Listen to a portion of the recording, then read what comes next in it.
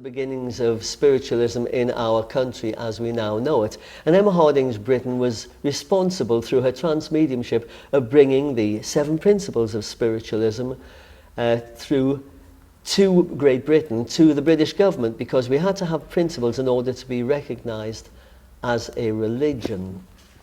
This was brought through the trans-mediumship of Emma from Robert Owen, who was a great socialist and founder of the cooperative movement. Can you tell us what those 7 principles are? We've just heard how spiritualism started, say in the old days, and of course a lot of people have the impression of darkened rooms, lifting tables. Is anybody there? Can you tell us how spiritualism works now in modern day times and Yes. the philosophy behind it? Yes, can I first of all just tell you what the principles are? Because many people who have a great misunderstanding of spiritualism believe that we have something to do with the devil. And of course, spiritualism doesn't even believe in the devil. The principles are, number 1, the fatherhood of God. Number 2, the brotherhood of man. Number 3, the communion of spirits and the ministry of angels. And number 4, the continuous existence of the human soul. Number 5, which I think is very important, personal responsibility. Number 6 is compensation and retribution hereafter for all the good and evil deeds done on earth. And number 7, eternal progress open to every human soul. Now, to say that we believe in the devil, I think you will realize, especially from principle number 1, that the center pin of our religion and our way of life is God. Spiritualism is, of course, a recognized religion. It is a science, it is a philosophy, but most of all, and most importantly, it is a way of life. It is how you live your life on this earth plane, as how that you will achieve in the next phase of your life when you pass to the world of spirits. Spiritualism, for me, embodies all religions. I think it was Alfred Russel Wallace, am I right, Al? Yes, who said that spiritualism can unite all religions.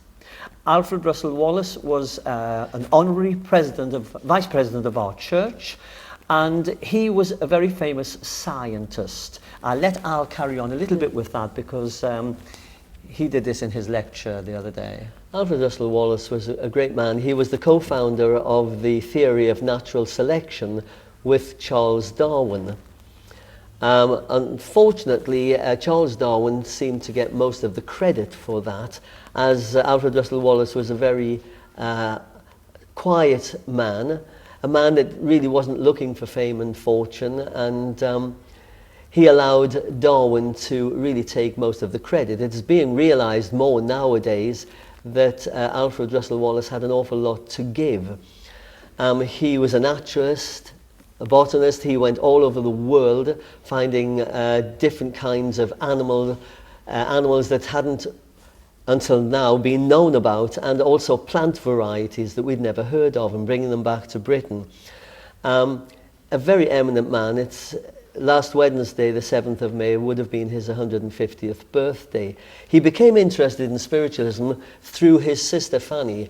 She was a great spiritualist, and he began to realize that there was something more to life than just this physical life, and that there was an energy which was very difficult to explain, but that was there.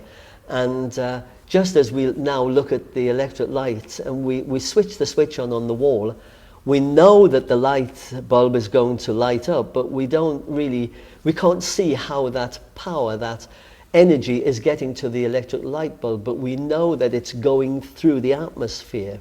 Just the same as with a television picture, we know that it's being projected from a camera, it comes onto the television, but we have no idea, we don't see it going through the air. And so he realized that there were many energies that were there in the atmosphere that we just couldn't see. And he began to realize through experiments that we possessed within us an energy, a power that could not be destroyed. And that was the part of us that animated our lives, our physical bodies.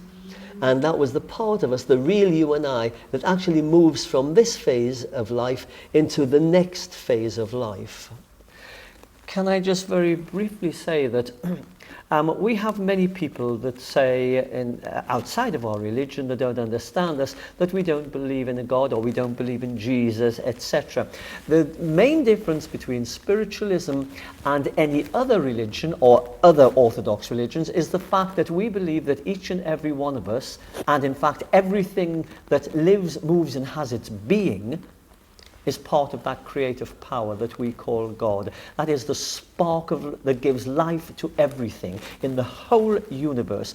And as I said earlier, so if someone comes to me and says to me that I don't believe in God, then all I would say to them is open your eyes, open your ears and your senses, look around you, because you cannot be where God is not. The impression given, we were brought up in Christianity. I'm not ashamed to say that, because I think all paths lead to the one God. But we were brought up to believe that God was kind of in human form, a little old man sitting on a throne, with white hair and a white beard. But we soon came to the realization that what we perceive as God, and when I say what we perceive, it is impossible to truly perceive the true power of that divine intelligence that we call God. But how we perceive it in our limited way is a creative energy, a divine intelligence that is within everything that lives, moves and has its being, as Jeff said. Now, the Fraudulent Mediums Act has been in place since 1951, the original act.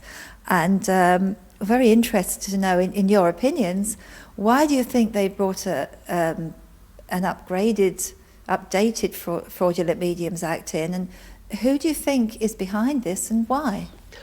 Well, you see, the government's reasoning is that they are just trying to bring us in line with Europe, because we're part of the European community.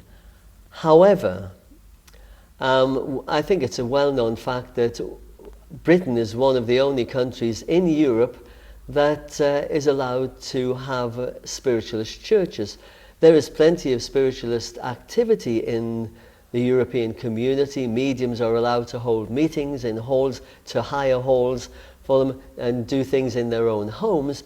But Britain is about the only country that has our spiritualist churches.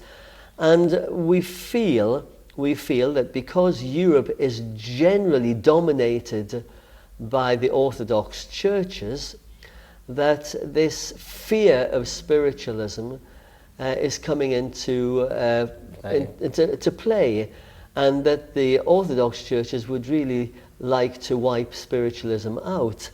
It might be a strong sentiment, but I truly believe it. And if they're repealing the Fraudulent Mediums Act, which has served us well for 57 years, what is the next move going to be?